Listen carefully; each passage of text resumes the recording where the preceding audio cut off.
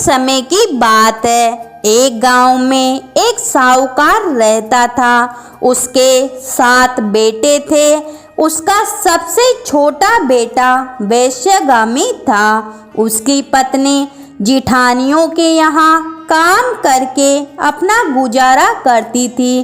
भादवे के महीने में कजली तीज का दिन आया। सभी ने तीज माता का व्रत किया और सातु भी बनाया। छोटी बहू गरीब थी। सास ने एक छोटा सा सातु का पिंडा उसके लिए भी बना दिया। शाम को पूजा करके वो सातु पासने लगी। उसी समय उसका पति वेश्या के यहाँ से आया और बाहर से बोला, किवाड़ खोल। उसने दरवाजा खोला।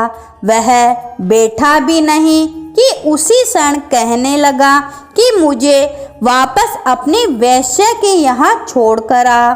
वह उसे वेश्या के यहाँ छोड़ आई। ऐसा 6 बार किया।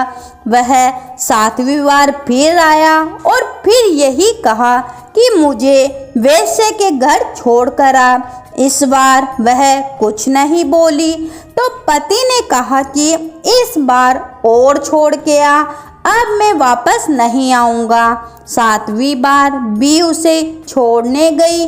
उसे छोड़कर लौटने लगी तो जोर से वर्षा आने लगी और बरसाती नदी बहने लगी। तो वह एक पेड़ के नीचे बैठ गई। कुछ देर बाद नदी से आवाज आई, आव तरी जाव तरी, दोना खोल के पी, पीऊ प्यारी होय। आवाज सुनकर उसने नदी की तरफ देखा तो एक दूध का दोना नदी में तैरता हुआ आता दिखाई दिया। उसने दोना उठाया और 7 बार उसे पी के दोनों के 4 टुकड़े किए और चारों दिशा में फेंक दिए। उधर तीज माता की कृपा से उस वैश्य ने अपना सारा धन उसे दिया।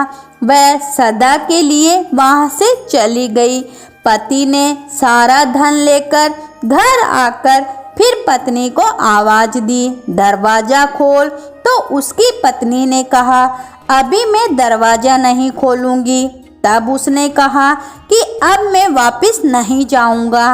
अपन दोनों मिलकर सातु पासेंगे। लेकिन उसकी औरत को विश्वास नहीं हुआ। उसने कहा कि मुझे वचन दो, फिर वैश्य के पास नहीं जाओगे।